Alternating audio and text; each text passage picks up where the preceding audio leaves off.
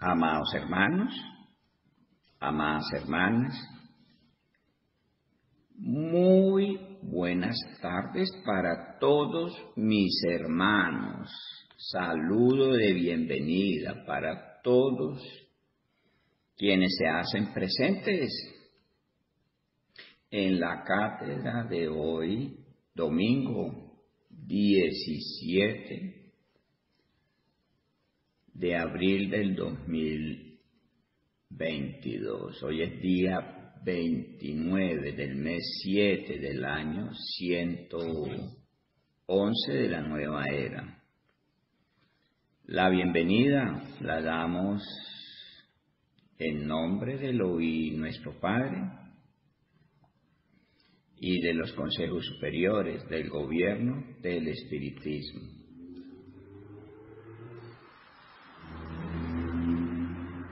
Estamos siguiendo el estudio de fundamentación de la filosofía del espiritismo, luz y verdad,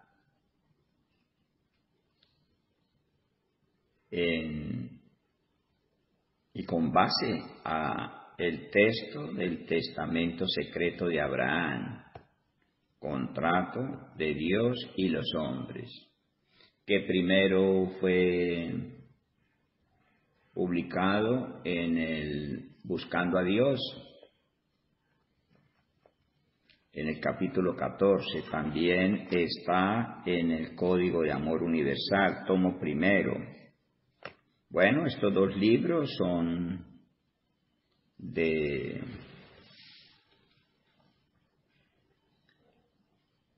la biblioteca de la filosofía del espiritismo, luz y verdad, que encuentras en la Escuela Magnético Espiritual de la Comuna Universal. Vamos a recordar los dos incisos, los dos puntos primeros del testamento secreto de Abraham. El primero, que ya sobre él hicimos una cátedra vocería, dice: Elí uno, creador universal, no tiene principio, es eterno, los hombres son sus hijos y él es su herencia. El segundo punto: los mundos son infinitos y el hombre ha de vivir en todos los que hoy existen, pero la creación sigue y no se acaba. Para hoy, en el punto 3, dice: todos los mundos se comunican unos con otros en amor y justicia, y Elí en ello se engrandece. Este inciso tan sencillo, pues de la fácil comprensión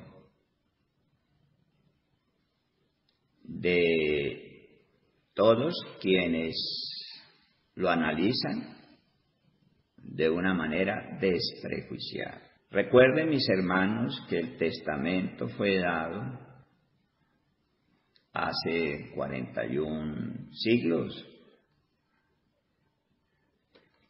y lo que experimentó Abraham para llegar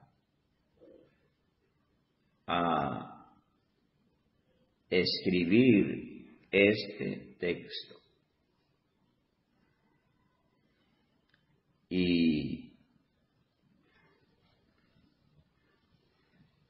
aquí nos toca que hacer observación del contexto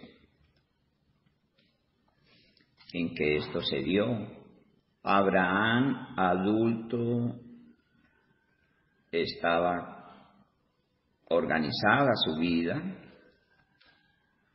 su pareja, con Sara.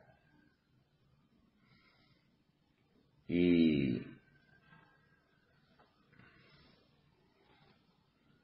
como familia, ellos vivían junto a su padre, el papá de Abraham. Se considera que Abraham es de la región de la Mesopotamia, allá entre ríos, los ríos Tigris y Éufrates, en lo que se conoce, ¿no?, como la Mesopotamia. En el Medio Oriente,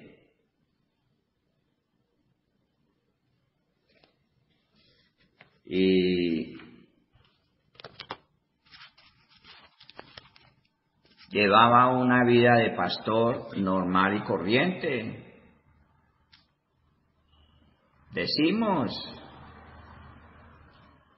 era un hombre adulto.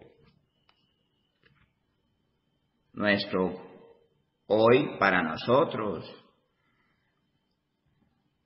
por ser su espíritu el de Adán, y luego lo conocimos como el de José el carpintero de Nazaret. Lo consideramos el padre de la humanidad regenerada porque, bueno, él jalonó el progreso al ingresar de los misioneros de la verdad.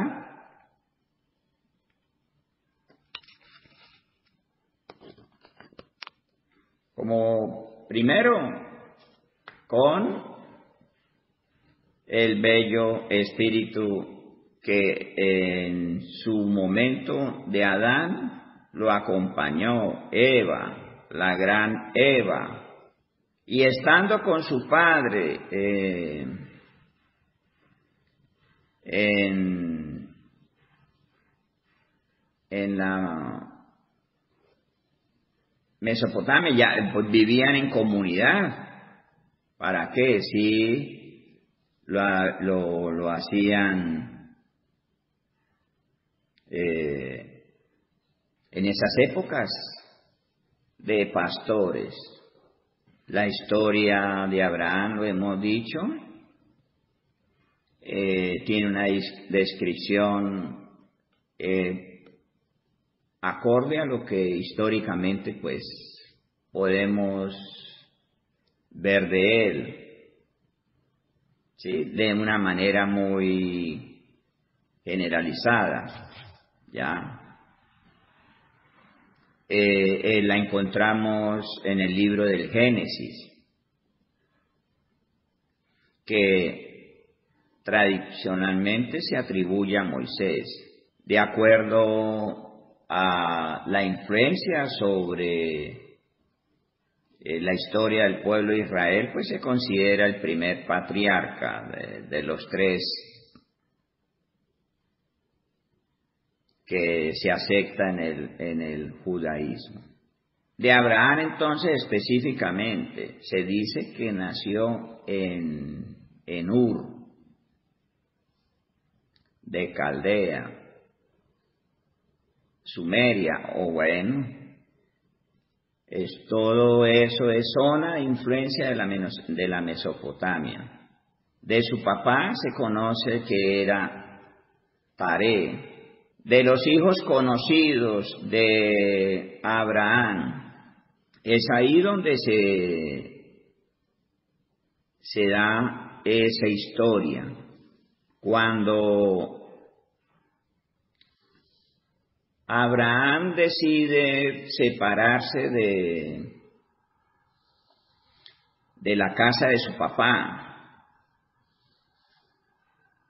Taré, se lleva a su esposa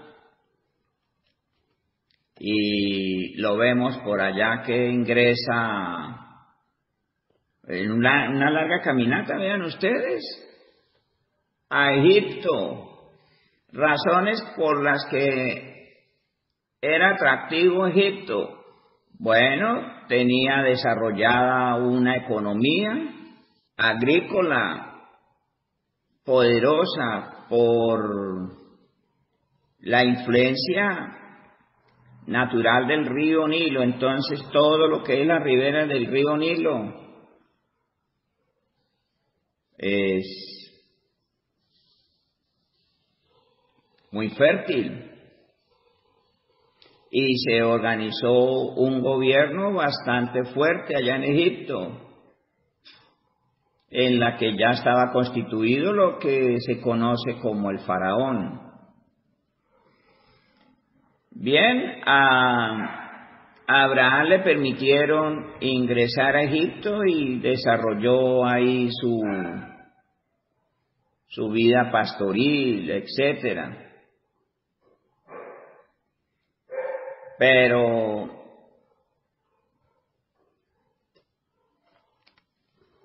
¿qué ocurrió con Sara, su esposa?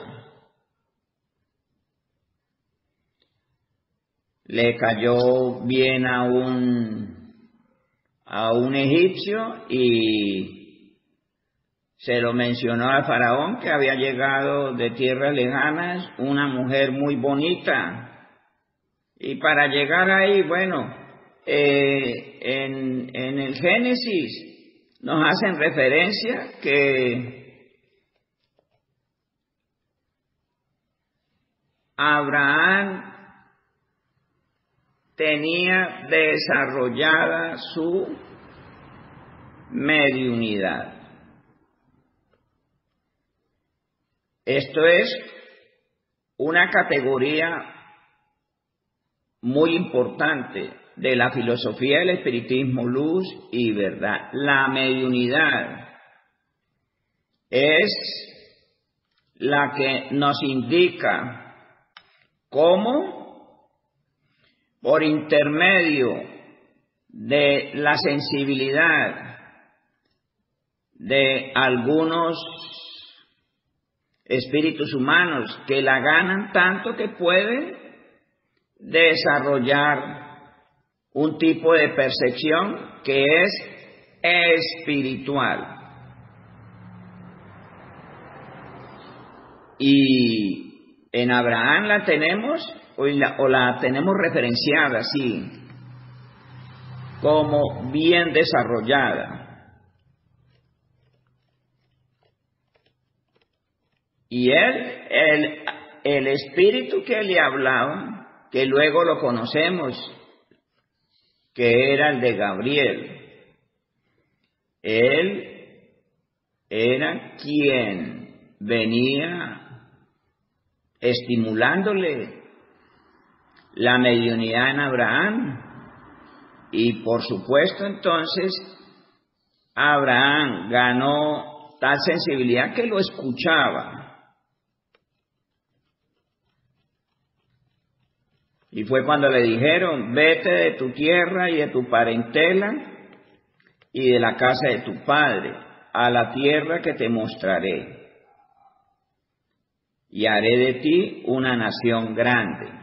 Eso está registrado en el Génesis 12, que pues se dice que lo escribió Moisés. Y fue allá donde paró, en Egipto, y fue allá donde un oficial del faraón le mencionó que había ingresado una mujer bonita, y él la mandó a llamar, y resulta que terminó enredado Abraham, porque cuando se presenta allá en Egipto le preguntan: ¿y esa mujer? Para que no lo fueran a fregar, él dijo que ella era su hermana, no dijo que era su mujer. Algo así por el estilo, porque la vieron tan bonita, o la podrían ver tan bonita, que podían fregarse en Abraham para poder quedarse con la mujer de él. Pero él dijo: no, es mi hermana, y lo dejaron ingresar, le permitieron tierra, pero se llevaron a Sara para ser consorte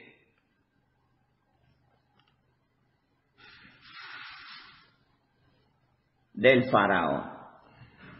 El faraón de primera se enamoró de Sara, pero Sara lo supo, digamos, es decir, conducir, y le confesó: mira, yo no puedo ser su mujer porque es que con el hombre con el que yo ingresé, él es mi esposo. Bueno, como el faraón había quedado cautivado de ella, bueno, eso pudo haber significado la pena de muerte para Abraham, y no. Lo que ocurrió fue que se la entregaron de nuevo a Abraham y pues Abraham lo que hizo fue perderse. Y aquí hay un punto importante de la historia, y es que en Egipto le habían asignado, permítanme, digamos que una doméstica para que atendiera las cosas de Sara, estando allá en palacio con el faraón.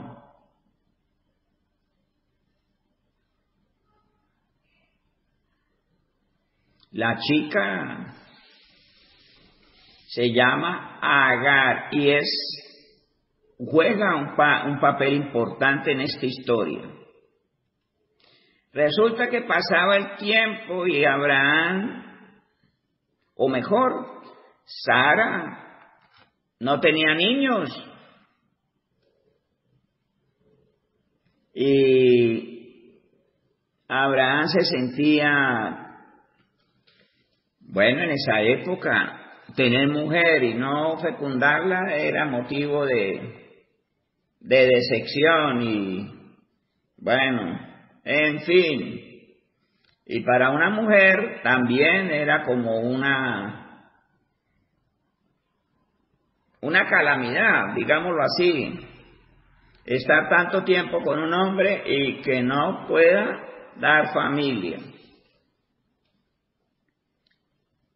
Y como salieron de Egipto y Sara llevándose a su persona que la auxiliaba en las actividades domésticas, entonces Abraham terminó envuelto en una situación familiar, pues, hasta extraña, en el sentido de que Sara, viendo que su esposo ganaba cada vez más años y ella no le podía dar una descendencia, entonces habla con Abraham y le dice: mira, ahí está Agar, esté con ella, pero eso sí, yo sigo siendo tu mujer. Y Agar dijo: bueno, está bien, no, eso quedó así como normalito. El problema es cuando ya nace el niño después de fecundarla y lo llaman Ismael. El niño Ismael fue creciendo. Resulta que Abraham terminó como, vamos a decir, cayó por lo que es natural, dándole muchas atenciones a su hijo Ismael, pero también a Agar, la mamá de Ismael. Entonces Sara entró en una situación, pues, conflicto interno, que iba a terminar siendo relegada, ¿sí? Y ahí es cuando se nos da el evento de que aparece Melquisedec. Y Melquisedec, llamémoslo así, un miembro de la antigua escuela de Zoroastro, de la que Abraham era miembro o tenía conocimiento. Y Abraham en el aspecto filosófico, él desarrolló esa convicción de la existencia de un solo Padre, que aún en la época no era lo generalizado en la concepción de la gente común. Y con Melquisedec encuentra, vamos a decir, el tratamiento para resolver el problema de infertilidad de Sara. Se somete a ese tratamiento y resulta Sara embarazada, para felicidad de Abraham y por supuesto de la propia Sara. Entonces ya tenemos ahí dos niños en esta historia, Ismael e Isaac. Y cuando nace Isaac, hijo de Sara, Ismael está grandecito, es un muchacho. Y Sara, muy observadora, veía que su hijo Isaac podía estar en peligro de su propio hermano por razones de que los juegos que hacía el mayorcito con el más pequeño, Isaac, pues eran muy bruscos. Eso fue lo que pudo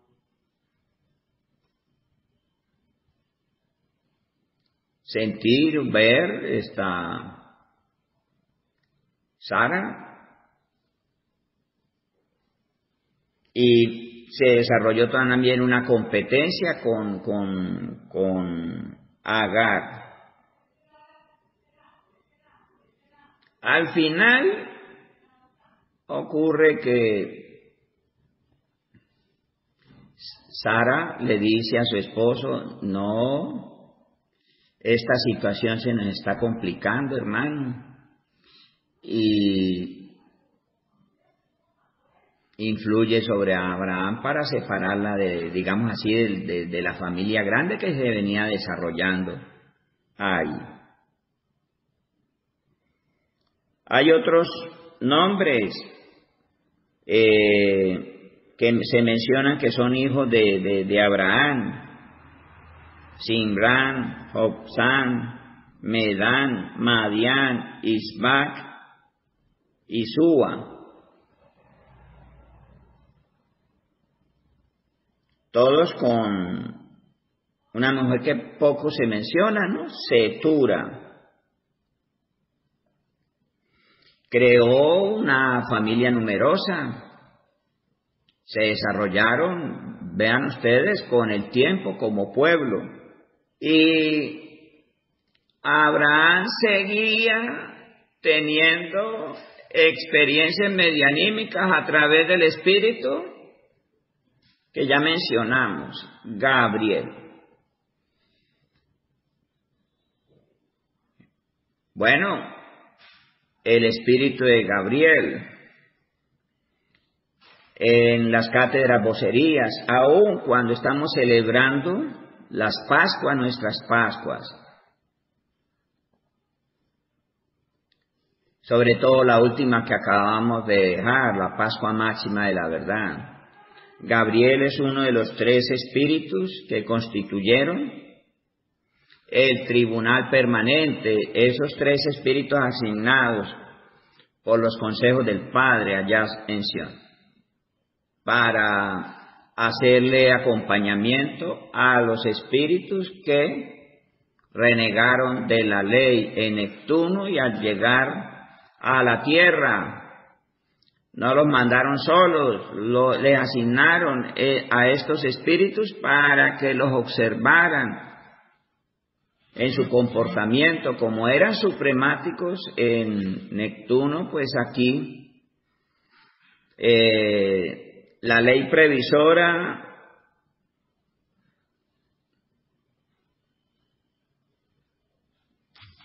se dio la tarea de que aquí no fueran a cometer desmanes.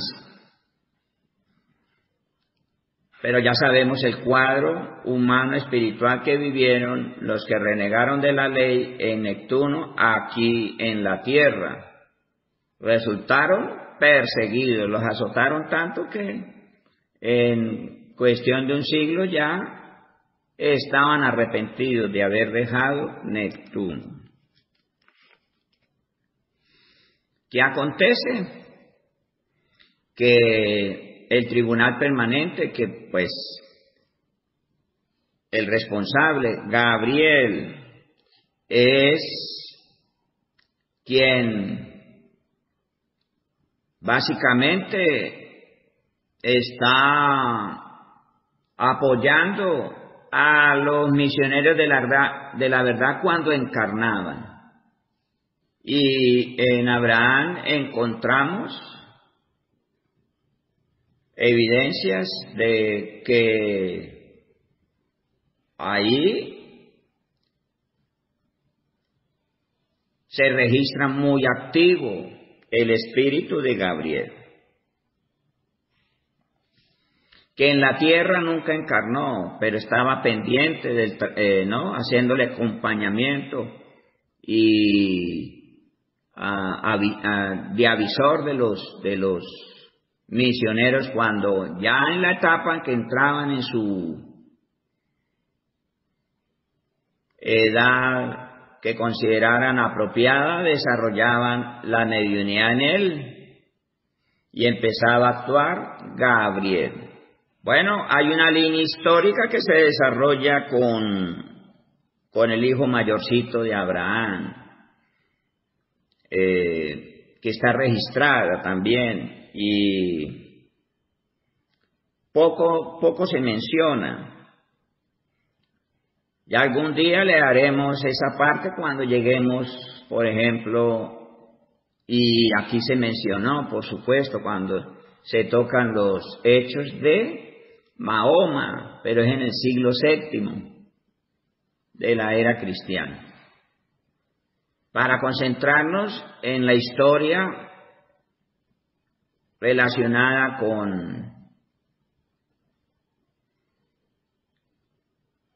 con Isaac. Ya Isaac de 12 años, de rato tenía ya de que pues también Ismael se había retirado de la casa de su padre con su mamá Agar. Y en el caso de Isaac, repito, cuando es un muchacho, se cree que tiene 11, 12 añitos. Y viene el momento trascendental, espiritual de la vida de Abraham. Por la sensibilidad que desarrolla Abraham y la experiencia ganada en ella, la confianza que le tiene a esa experiencia, a ese tipo de experiencia espiritual, medianímica, Gabriel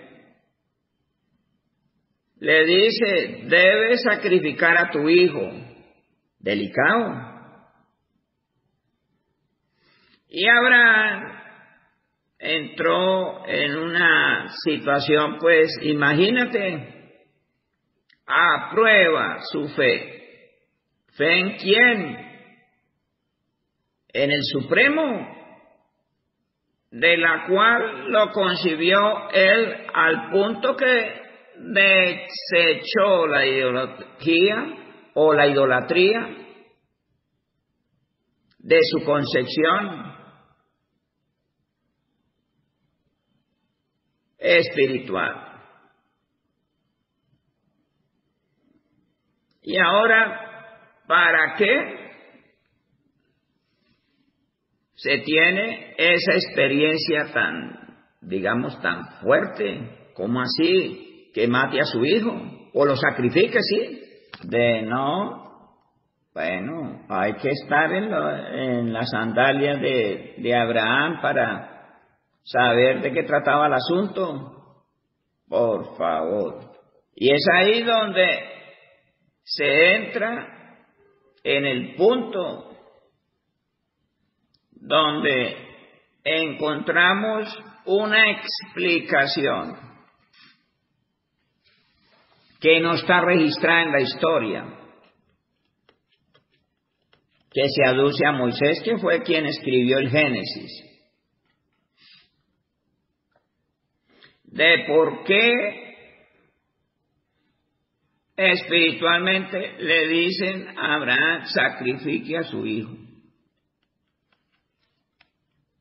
Dentro de lo que está programado, de lo que se programó pocos siglos atrás, pero ubicados en Noé y Noema,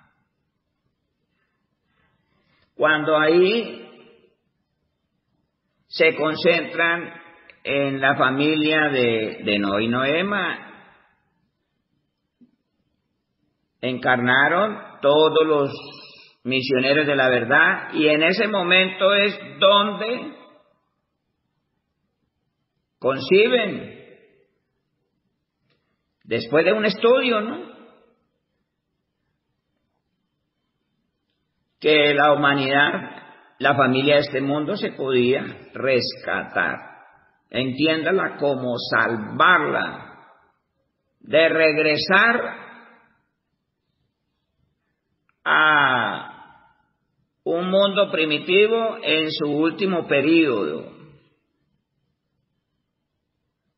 Vean ustedes lo delicado de la historia de la familia de este mundo, en este mundo.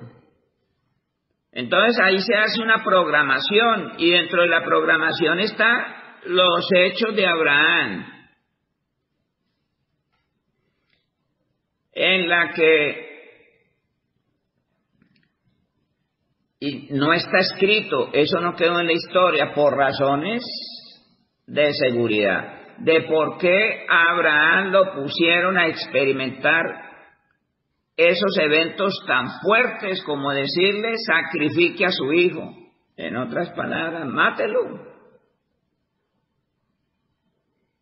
Y Abraham tan convencido de lo que experimentaba medianímicamente, espiritualmente, convencido de la existencia del Supremo del universo, dijo, si me lo pide el Supremo, pues contra mi voluntad, el dolor, imagínate el único hijo de Sara, y llevarlo al cadalso, como se dice, de la manera como sacrificaban las ovejas o lo que fuera, las cabras. Lo mismo, se encontró la piedra, o bueno, donde sacrificaban sus semovientes. Y el niño mismo, Isaac, ingenuo, le ayudó a traer al papá, y el papá, entre sollozos, traer los chamizos para luego cremarlo. Imagínense eso, qué cuadro humano espiritual tan intenso no vivió Abraham en ese momento. Porque si él renuncia al sacrificio, entonces se ve que usted no cree en el Supremo. Pero esto, para la historia de los mundos, esto solo se hace cuando sea necesario, apenas una vez. ¿Sí? Pero es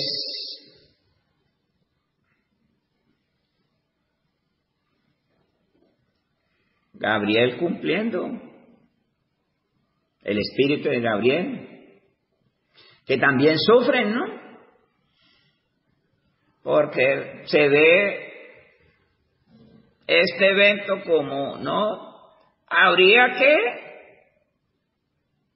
haberlo visto para ver la angustia de Abraham, pero hizo todo, lo preparó todo para sacrificar a su hijo. Repito, entre sollozos. Y cuando ya lo iba a hacer,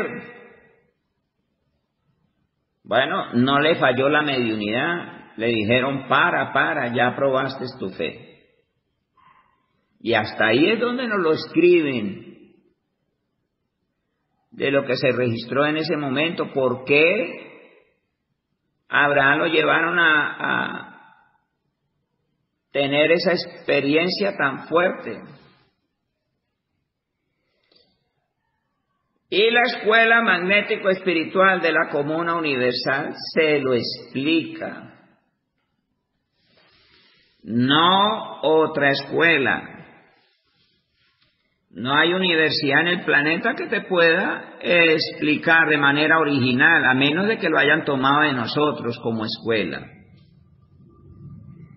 que le pueda dar una lógica por qué vivió Abraham ese momento tan estresante. Díganmelo ustedes. Y la escuela magnético-espiritual de la Comuna Universal le dice, esa experiencia tan fuerte vivida por Abraham es porque Abraham iba a recibir un testamento alianza. Y Abraham, como por los hombres, el más adelantado en ese momento, más lúcido, en representación de la humanidad toda. Vean ustedes.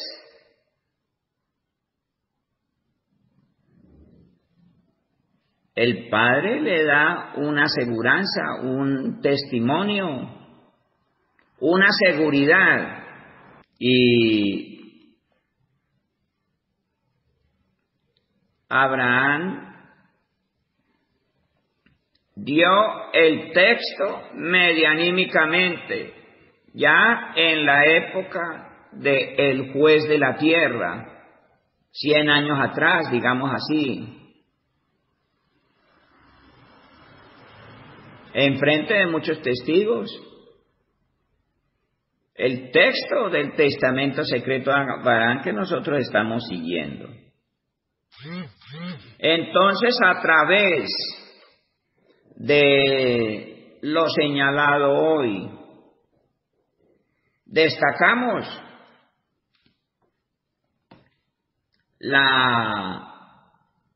lo central en la vida de los mundos, para el progreso de los mundos, la mediunidad, de la que lo vivió o la vivió intensamente nuestro padre Abraham, el padre de la humanidad regenerada.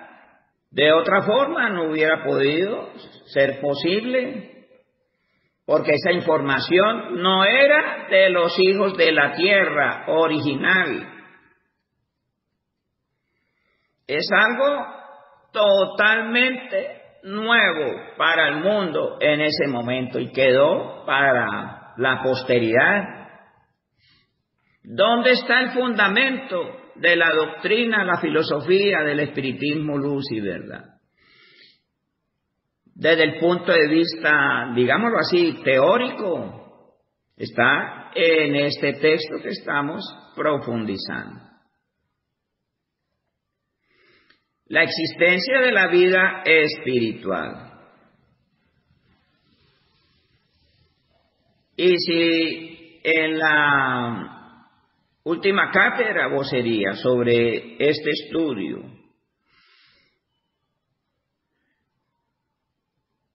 profundizamos de que los mundos son infinitos y el hombre ha de vivir en todos los que hoy existen, pero la creación sigue y no se acaba,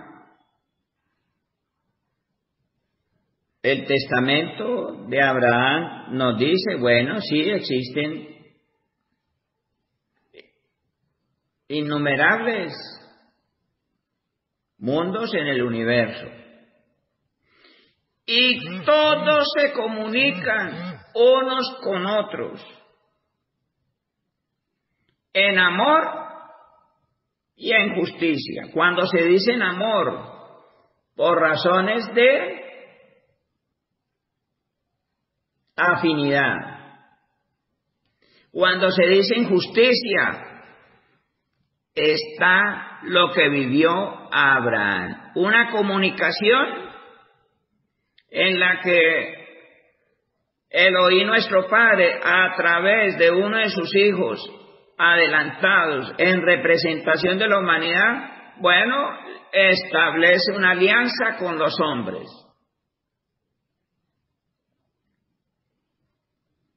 Y debía de darse. Debía de cumplirse. Bueno, ¿y ahí qué? ¿Cómo lo llamamos? Justicia. Por justicia se dio. Y el progreso de los mundos se desarrolla sobre la base de la bueno, ya me voy a enredar aquí para hablar de comunicación, comunicabilidad,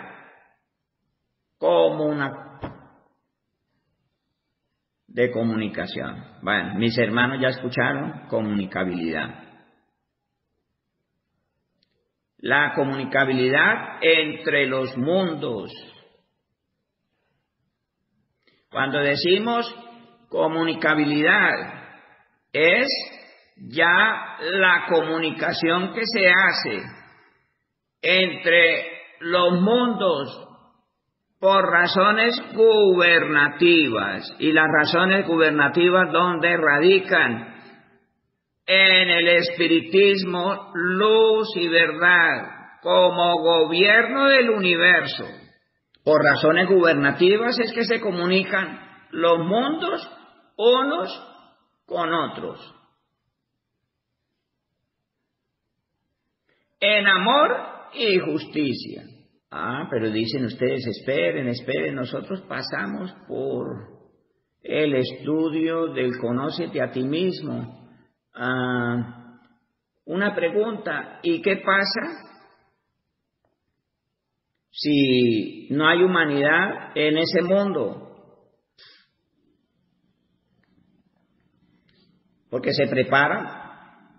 El anterior punto nos da la garantía, nos dice, sí,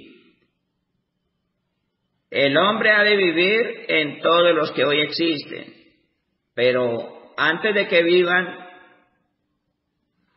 cada mundo experimenta la vida natural, ¿no? La de la vegetación y la de los animales. Bueno, ahí se comunican los mundos. con el que está llevando la vida apenas natural. No hay todavía hombres, no hay humanidad. ¿Cómo funciona eso? Pero ustedes han escuchado de que el mundo tiene un espíritu que lo está rigiendo. Es más, fue el que lo ubicó en la órbita conocida alrededor del mundo, para hablar del nuestro antes de que hubiera humanidad. Es el Maestro Amor. Y el Maestro Amor, aún no habiendo humanidad, Él se comunica con su superior allá en Sion. Porque el Maestro Amor no hace lo que se le da la gana. Y para hacer este mundo, recibe la calidad de mundo que debe ser ¿de manos de quién? De la autoridad mayor del plano primero, el Espíritu de verdad. Entonces, si hay comunicación, en este caso, no, el tipo de mediunidad aquí es absolutamente espiritual, porque el mismo Maestro Amor nunca, se sabe pues, Él nunca ha encarnado en este mundo. Está dedicado al desarrollo y mantenimiento de este mundo para el bienestar de la familia que ya fue ubicada aquí.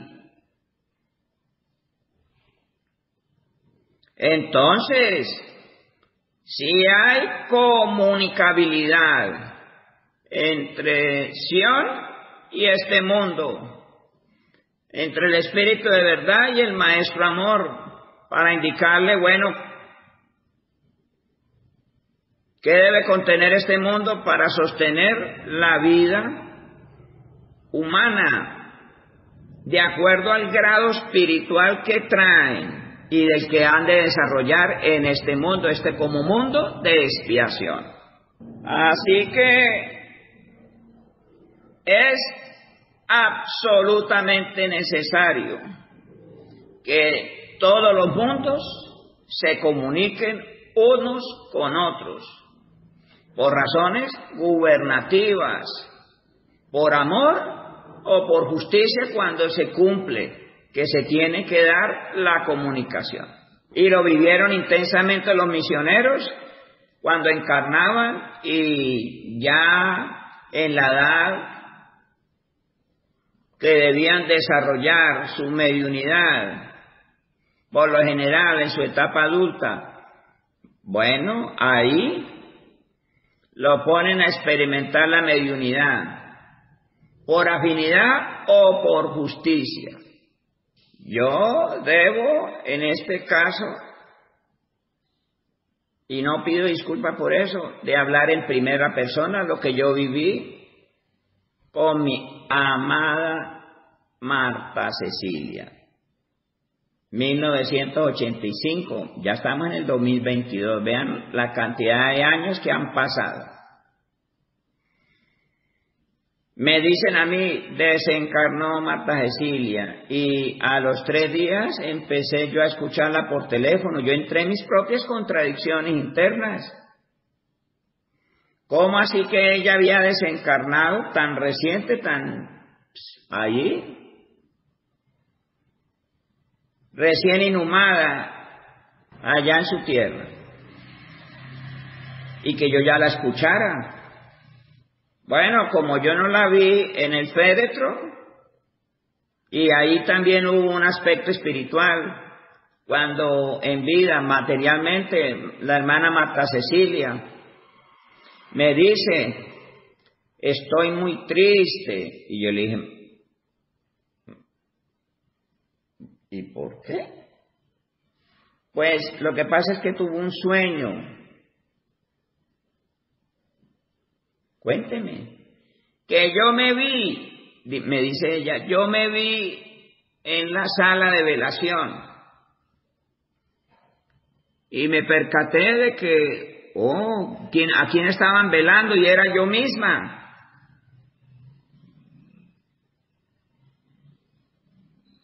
Pero mi tristeza no fue en que yo estuviera viéndome fallecida. Mi tristeza estaba en que yo miré a todo el mundo y usted no estaba entre ellos. Yo no dije nada. Dicho y hecho. Desencarnó, yo no la vi. Y como no la vi, y luego escucharla, hermanos, ¿ustedes creen que fue fácil cuando yo tengo esa experiencia con la hermana Marta Cecilia? No fue fácil. Díganme ustedes. Pues yo entré en mis propias contradicciones porque es que yo la escuchaba nítida, su voz. Pues apenas una semana antes yo la había escuchado. Cuando se despidió, estuvo ahí conmigo las últimas semanas en Bogotá. ¿Y qué? Y a escucharla como tan, por favor, tan natural una voz que para mí era incuestionable, que era ella y me hablaba cosas que sabían que era de ella y yo, no más. Bueno, ese tipo de comunicación con la hermana Marta Cecilia, ¿por qué se da? ¿Por amor o por justicia? Amores que no conlleva en sí mismo un evento de rigor, ¿ya? Y de justicia es porque tiene que darse. Y resulta que antes de entrar a la operación, le dice nuestra hermana Marta Cecilia a su mamá, nuestra hermana, doña Blanca, que la saludo desde aquí. Mamá, le encarezco, no deje de llamar a Aureliano, pase lo que pase, prométemelo. Creo yo que como la forma de ser nuestra hermana Marta Cecilia la haría jurar, y eso fue así como me lo hizo saber la mamá de Marta Cecilia.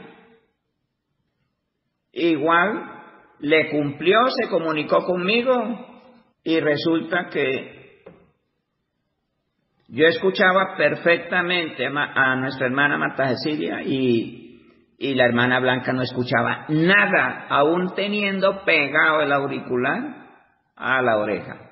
Y ya en el contenido de la conversación, todo indicaba que yo tenía que escuchar lo que me dijo espiritualmente la hermana Marta Cecilia, que con alguna dificultad yo entré en unas contradicciones realmente muy serias, internas. Sentía que sí, estaba hablando con Marta Cecilia, sentía que había desencarnado porque me lo decía su mamá, sentía que creo que no, ella no está desencarnada. Bueno, por lo mismo. Una experiencia totalmente nueva desde este punto de vista, ¿no? Se dio por justicia. Y cuando esto se da, el testamento secreto de Abraham dice, y Elí en ellos se engrandece, que los mundos se comuniquen unos con otros, y eso es espiritual, y el medio es a través de la mediunidad, cuando están involucrados los espíritus humanos. Tengan mis hermanos un resto de tarde muy bonito. Paz y amor en cada uno de vuestros hogares. Pero la historia continúa.